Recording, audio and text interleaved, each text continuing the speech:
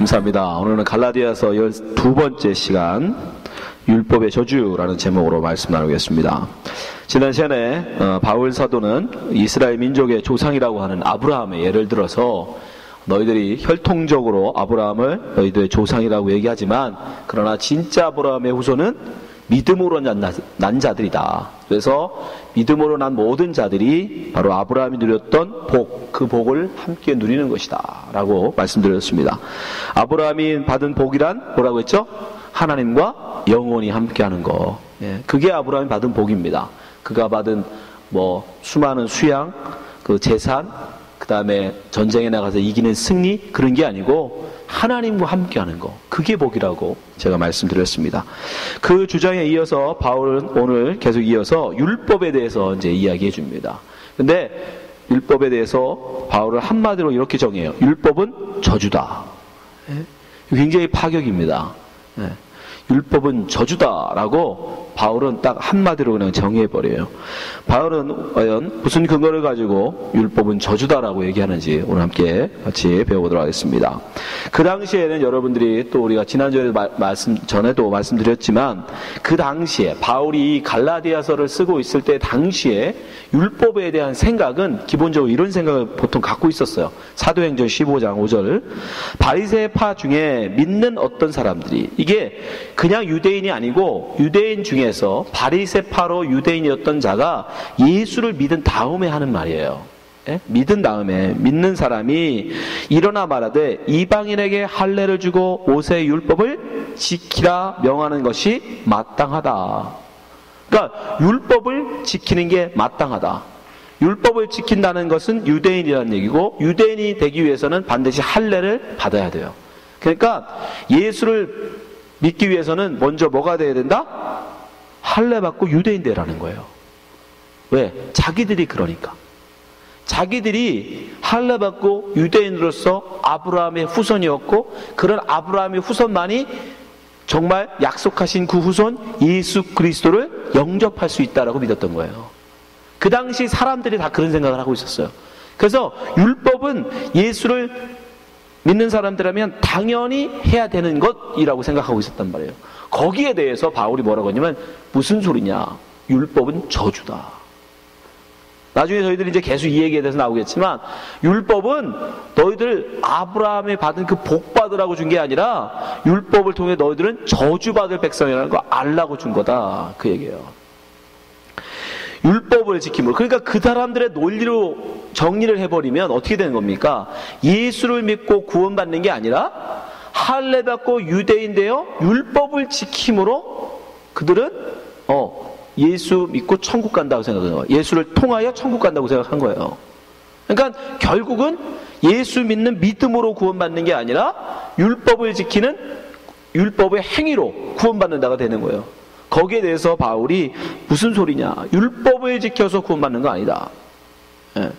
예수 믿는다고 해서 그 율법을, 구약의 모든 율법을 다 지켜야 된다? 그건 아니다. 왜? 세 가지 근거를 대요. 첫 번째, 율법 자체가 그것이 아니다라고 얘기한다. 율법 자체가 우리에게, 율법은 안 지키면 저주를 이야기하고 있다. 이거 율법 자체에 저주를 갖고 있다는 거예요. 율법은 축복하려고 하나님이 준 게 아니라 저주하려고 하나님이 줬다는 거예요.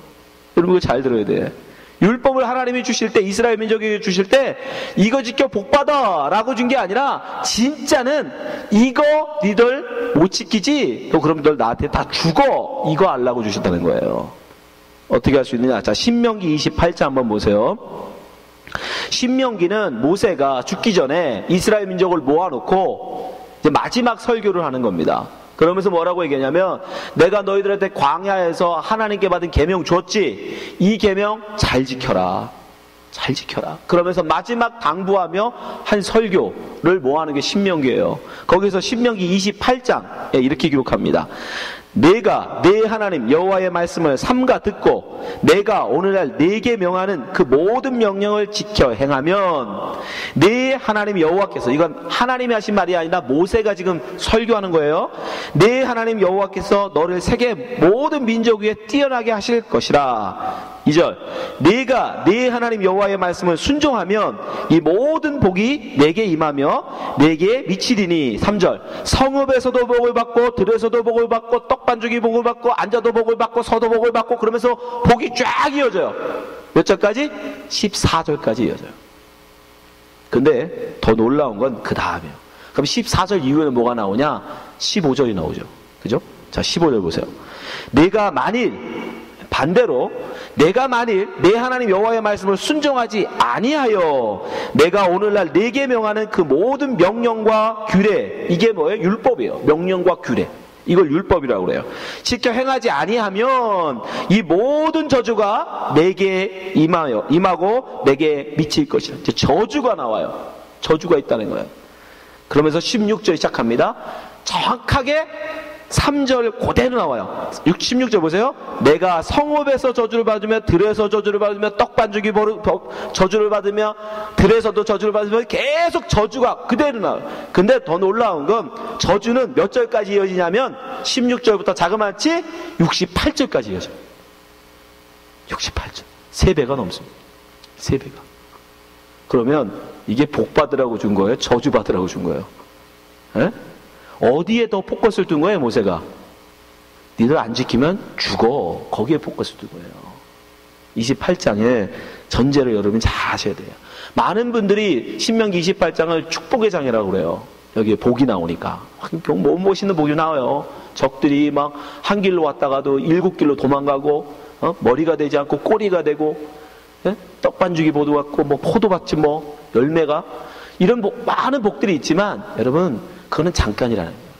거기 한 3배는 저주가 나와요. 수많은 저주가 나옵니다. 끔찍한 저주들이 쫙 이어져요. 율법 지키면 복이지만, 그러나 안 지키면 너희들은 다 죽는다. 그래서 바울이 이 얘기를 하는 거예요. 갈라디아서 3장 10절. 무릇 율법 행위에 속한 자들은 저주 아래에 있나니. 봐라, 축복이 많냐 저주가 많냐. 안 지키면 죽는다가 훨씬 더 많다. 저주 아래에 있다는 거예요. 축복보다 저주가 훨씬 많으니까. 기록된 바 누구든지 율법책에 기록된 대로 온갖 일을 항상 행하지 아니하는 자는 저주 아래 있는 자라 하였습니다. 요가 근데 이 중에 한 개만 3개까지는 내가 봐줄게도 아니에요. 단 한 개라도 어기면 저주가 임해요. 한 개라도 어기면. 근데 그 말씀은 또 어디서 인용한 거냐면 바로 신명기 27장 맨 마지막 절, 바로 28장 바로 앞절에다가 모세가 얘기했어요. 보세요. 신명기 27장 26절. 이 율법의 모든 말씀을 실행치 아니하는 자는, 모든 말씀에 all 룰을 단 한 개라도 행치 아니하는 자는 저주를 받을 것이라 하고 28장이 시작돼요. 그러면서 16절부터 68절까지 저주를 쫙 써주는 거예요. 그러니까 그럼 율법은 도대체 하고서 복 받으라고 준 거예요? 어기고 저주 받으라고 준 거예요? 저주 받으라고 준 거예요. 잘 본 거예요, 모세가. 바울이. 야고보에서도 분명히 얘기합니다, 여러분. 야고보 2장 10절. 누구든지 온 율법을 지키다가 그 하나에 거치면 모두 범한 자가 되나니. 11절. 간음하지 말라 하시니가 또한 살인하지 말라 하셨은즉 내가 비록 간음하지 아니하였어도 살인하면 율법을 범한 자가 되느니라. 이게 법의 특징이잖아요, 법. 여러분, 법이라는 걸, 여러분, 살인죄를 지고 감옥에 가나 사기를 쳐서 감옥에 가나 그 사람은 감옥 갔다 온 사람이잖아요. 그죠? 범법한 자라잖아요. 그죠? 그럼 범법하지 않은 자가 되려면 어떻게 해야 돼? 살인죄뿐 아니라 사기죄도 지면 안 돼요. 모든 법을 다 지켜야 돼요. 하나라도 어기면 범법자가 되는 거예요. 그러니까 율법을 여러분이 법으로 내가 다 지켜내서 하나님 앞에 서겠다는 마음 먹으려면 한두 개 갖고 안 돼요. 나는 살인죄는 안 지을 수 있어. 그럼 사기죄도 안 지을 수 있어야 돼요. 간음죄도 안 지을 수 있어야 돼요. 도둑질도 하지 말아야 돼요. 그 모든 율법을 다 지켜내고 각오를 하셔야 돼. 만약에 하나라도 어기면 그 많은 저주 받을 각오하셔야 돼요. 그게 율법이라는 거예요. 근데 그 율법을 가지고 그 율법을 지켜서 내가 하나님 앞에 서겠다? 그게 말이 되냐? 그게 말이 되냐? 바울이 얘기하는 거예요. 율법은 복 받으라고 준 게 아니라 저주 받으라고 준 거다. 근데 왜 그 율법을 지키겠다고 그러냐? 그 얘기하는 거예요. 두 번째, 우리가 율법으로 말미암아 하나님 앞에 서는 것이 아니다라는 거. 우리의 구원은 결코 율법으로 말미암는 것이 아니다라는 것을 바울이 두 번째 예로 무엇을 드냐면 하박국의 예를 듭니다. 하박국. 자, 갈라디아 3장 11절 보세요.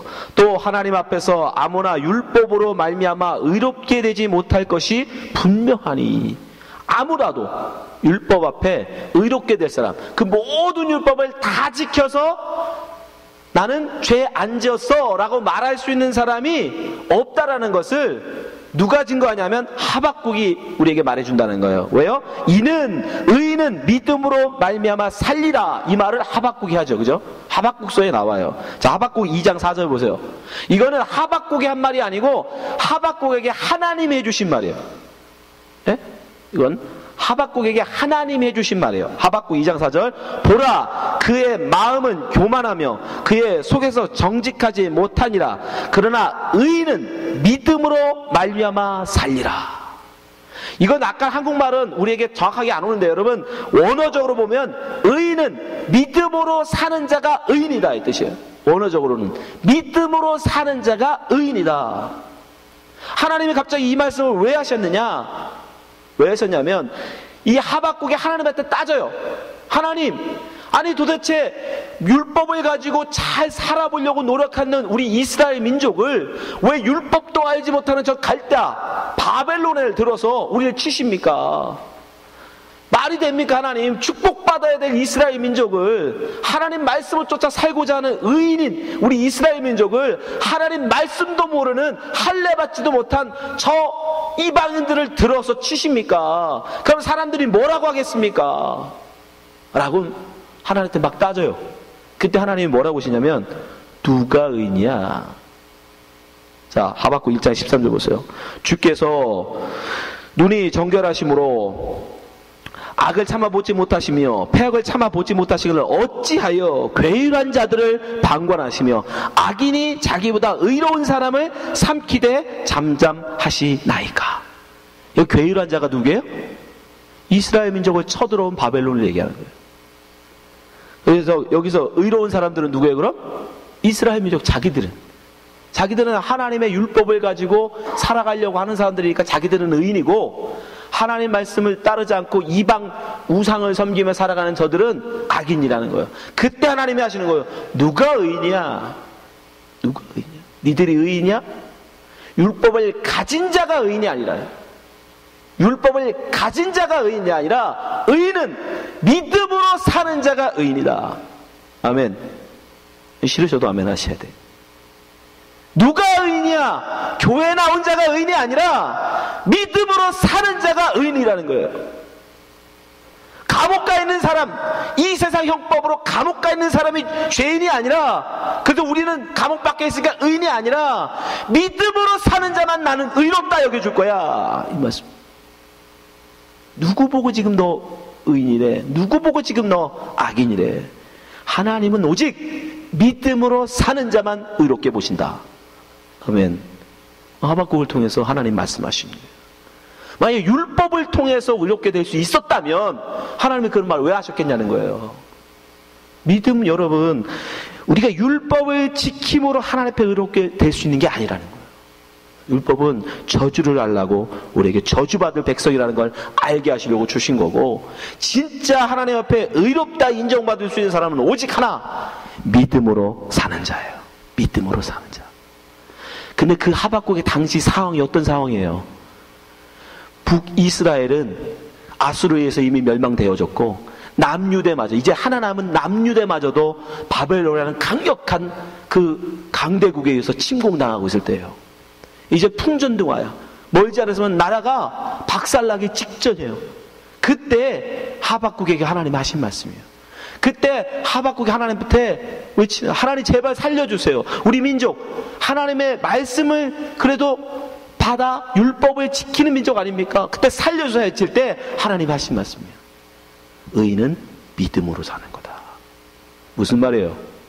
여러분, 그 당시에 사람들이 무슨 생각을 하고 살았냐면, 수백 년 동안 하나님을 섬겼으면서 성전을 짓고 하나님을, 솔로몬 성전이 그 당시 있었거든요. 성전을 짓고 하나님께 제사하면서 무슨 생각이 있었냐면, 그 사람들은 성전은 절대로 하나님이 계신 곳이기 때문에 이방민족은, 유대인이 아닌 이방민족은 성전에 못 들어온다고 생각했어요. 성전에 들어가면 하나님이 쳐 죽이신다고 생각했어요. 하늘에서 불이 내려와서 단번에 다 죽인다고 생각했어요. 그래서 그들은 뭐가 있었냐면 끝에 니들이 아무리 그래봐야 니들은 여기 예루살렘에 들어올 수도 없고, 들어온다 할지라도 이 성전에는 절대 못 들어온다. 우리는 여기서 결사항전하면 된다. 그래서 성전에서 그 사람이 결사항전했어요. 바벨론이 쳐들어왔을 때. 근데 결과는 어떻게 됐을까요? 박살났죠. 성전은 돌 위에 돌 하나 남겨놓고 다 박살냈어요.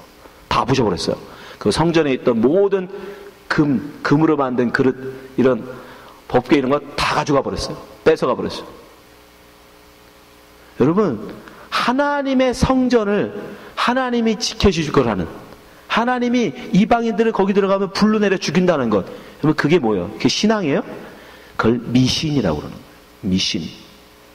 그들은 하나님이라는 이름은 불었지만 진짜 그들이 갖고 있었던 건 뭐예요? 미신을 믿었던 거예요. 미신. 여기는 하나님이 아니 자기들이 지은 그냥 건물이잖아요. 성전이란 게 별거예요. 근데 거기는 하나님의 법궤가 있는 곳이니까 이방 사람들이 들어가면 죽는다라는 자기들의 미신을 갖고 있었어요. 하나님이 지켜주실 것이라는, 적들이 침공한다 할지라도 하나님이 불을 내려서 다 태워줄 거라는 그냥 막연한 기대, 그걸 갖고 살았단 말이에요. 그걸 미신이라고 그러는 거예요. 하나님이 그걸 깨부셔버리는 거예요.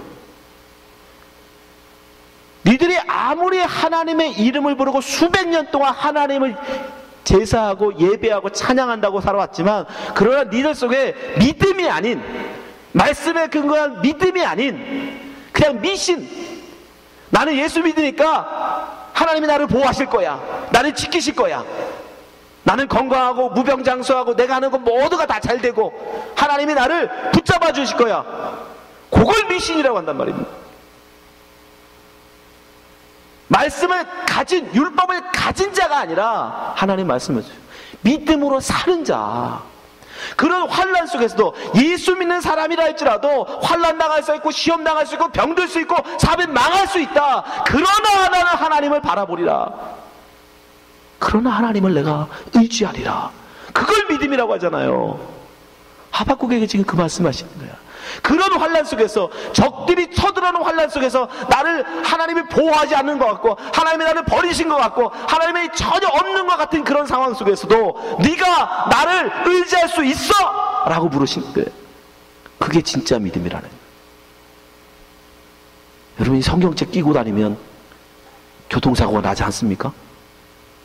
그래서 어떤 분들은 차에다 성경책을 두고 갖고 다녀. 이게 무슨 부족이에요? 아니잖아요.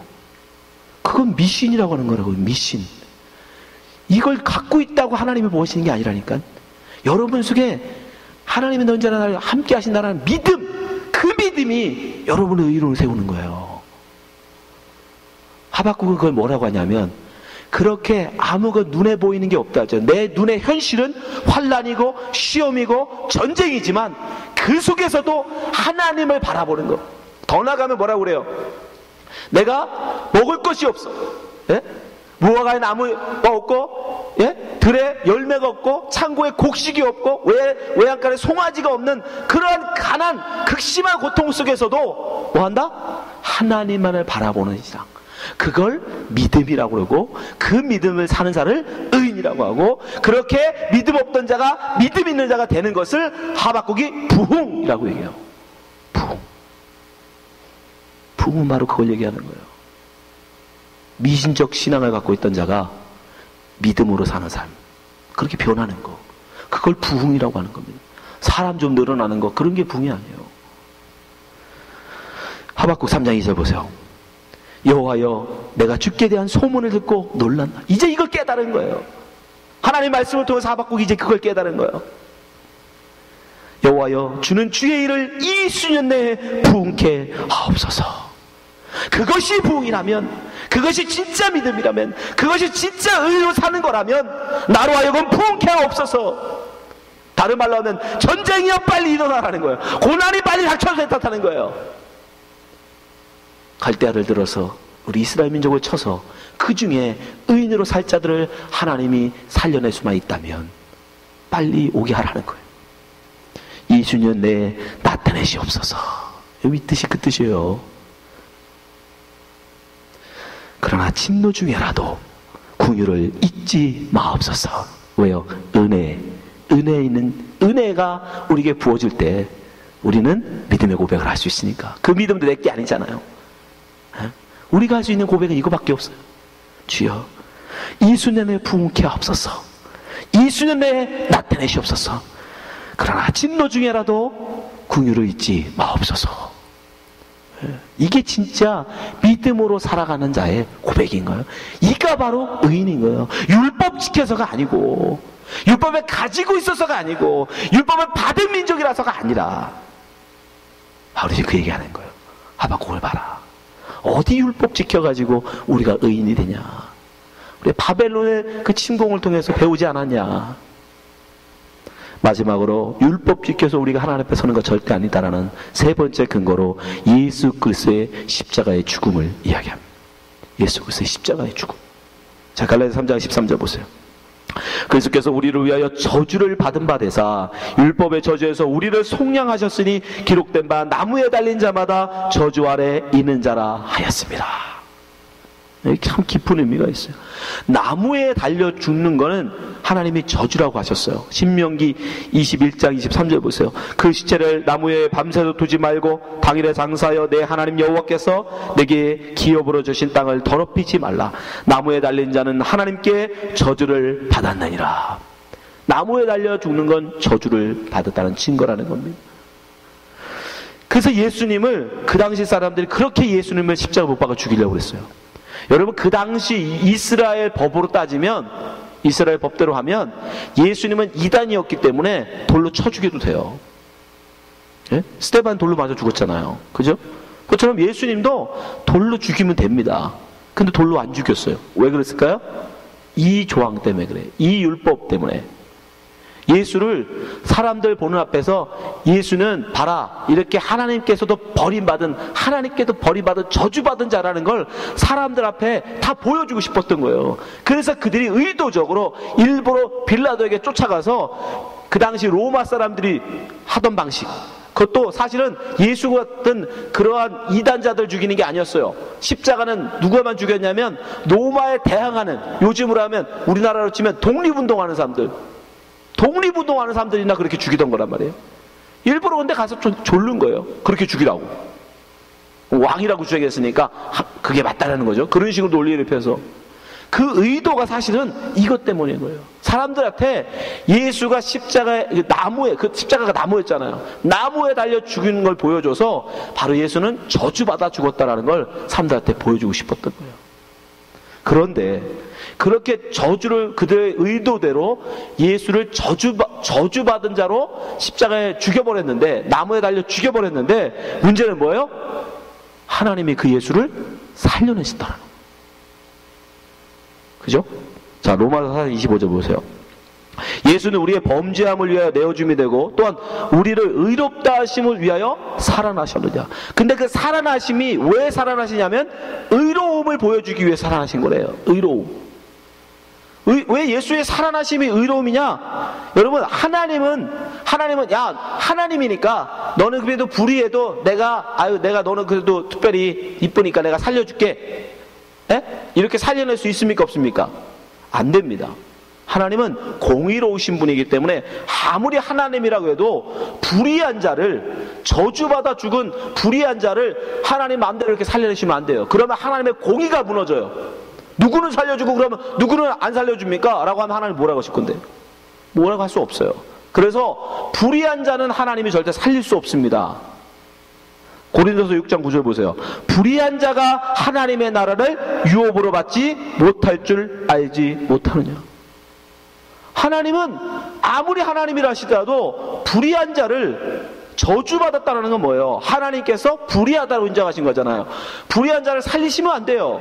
근데 예수를 살리셨어요. 그럼 뭐예요 이건? 하나님 편에서는 예수님이 불의하지 않다라는 증거죠.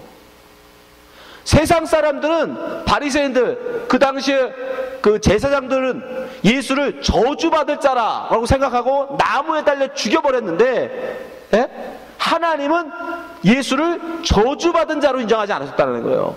예수를 불의한 자로 인정하지 않으셨다는 거예요. 하나님은 그를 의로 인정하신 거예요. 의인으로 인정하신 거예요. 그래서 예수 그리스도의 살아나심, 부활이 바로 예수님, 그 십자가의 죽음이 예수님의 불의로 말미암는 예수님의 저주가 아니라는 증거가 되는 거예요. 그 예수님이 미리 말씀하시잖아요. 요한복음 16장 10절. 의에 대하여 함은, 의에 대하여, 나의 의, 예수 그리스도의 의에 대하여 함은 내가 아버지께로 가니 너희가 다시 나를 보지 못하며.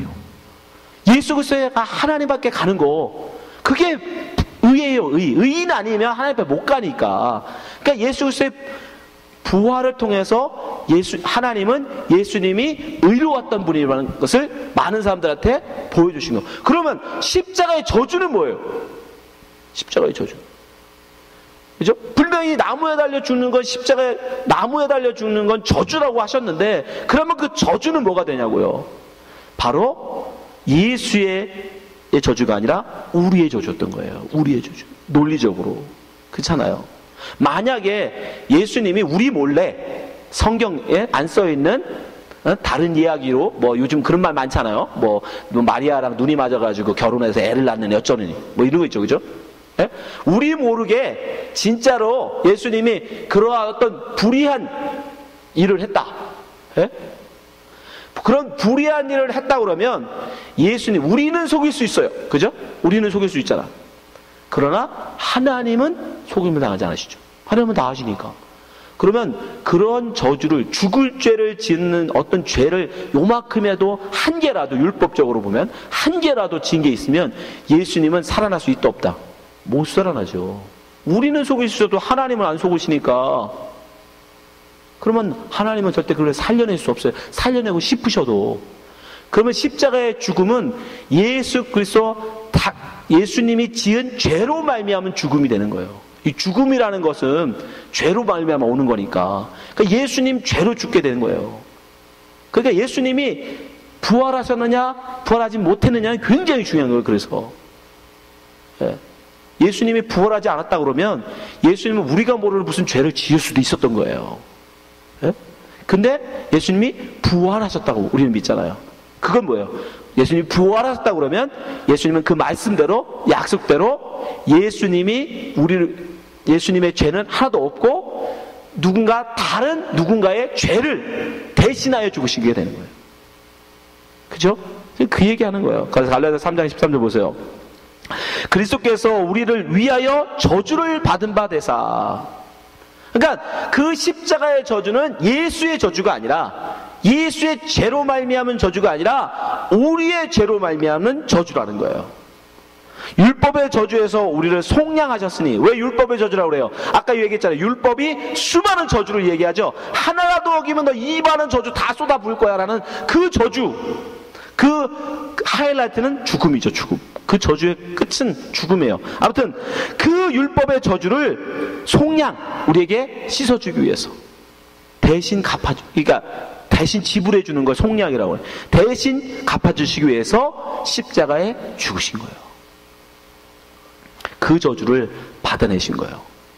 그래서 하나님의 부활이 바로 예수 그리스도의 의의 증거인 거예요.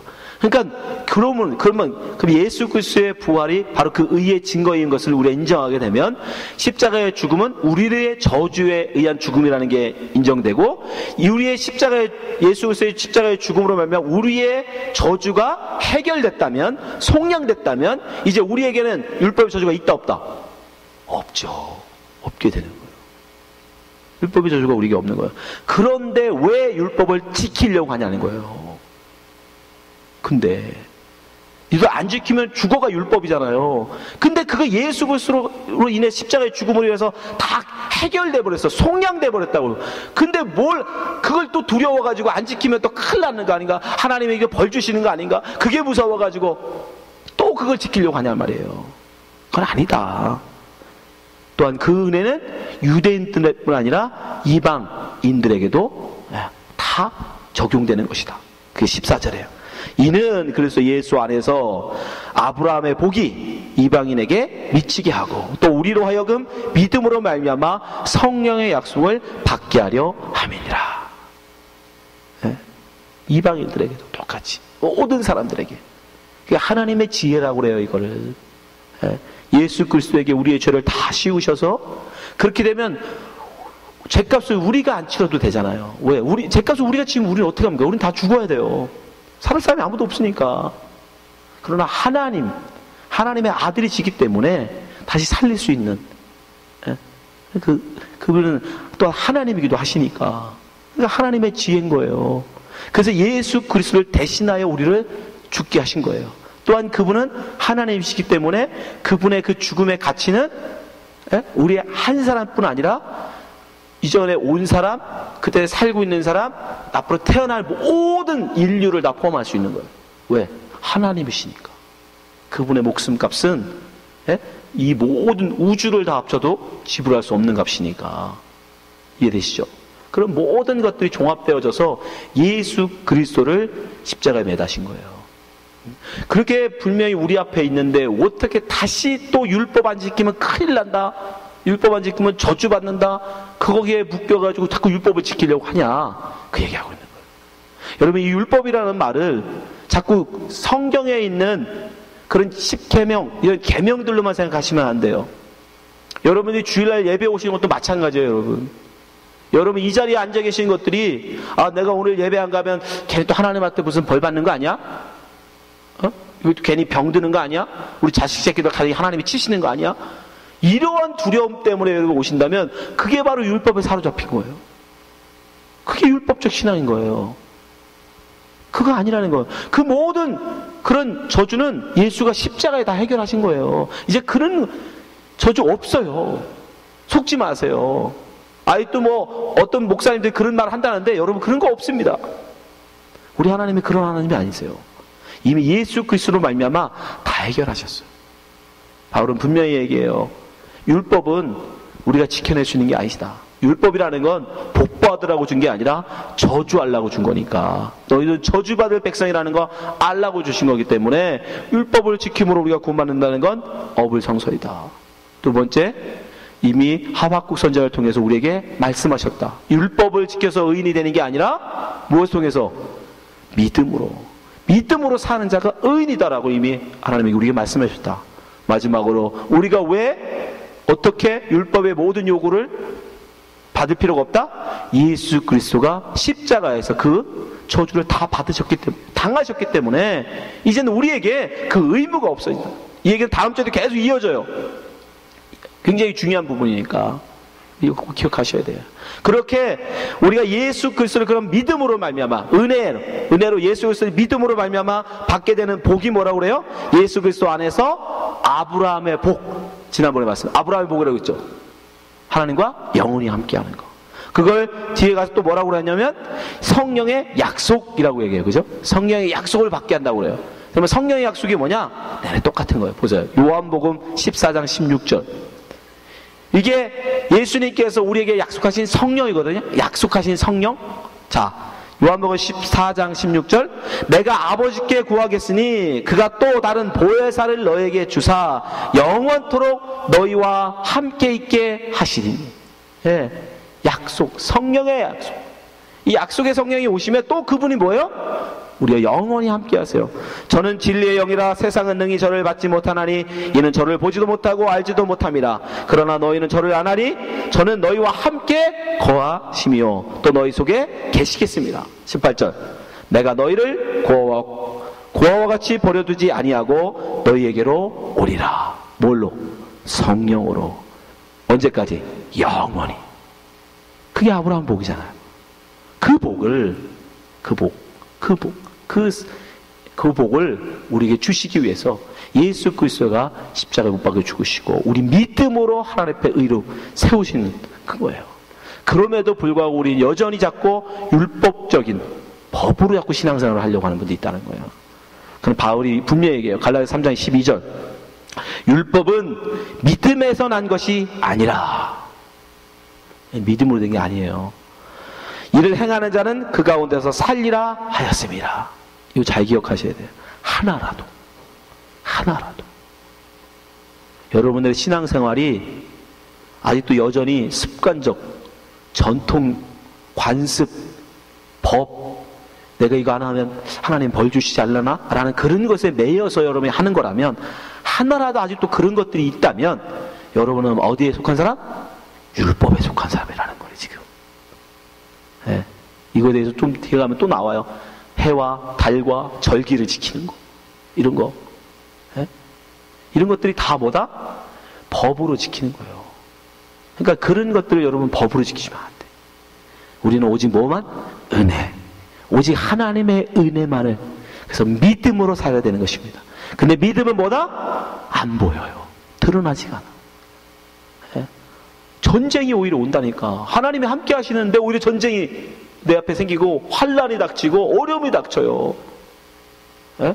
하나님이 함께 하시면 평강해야 할 것 같은데, 예? 풍랑이 없어야 될 것 같은데, 우리에게 믿음을 보시려고.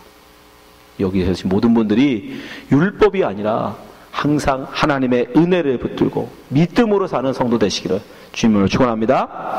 기도하겠습니다.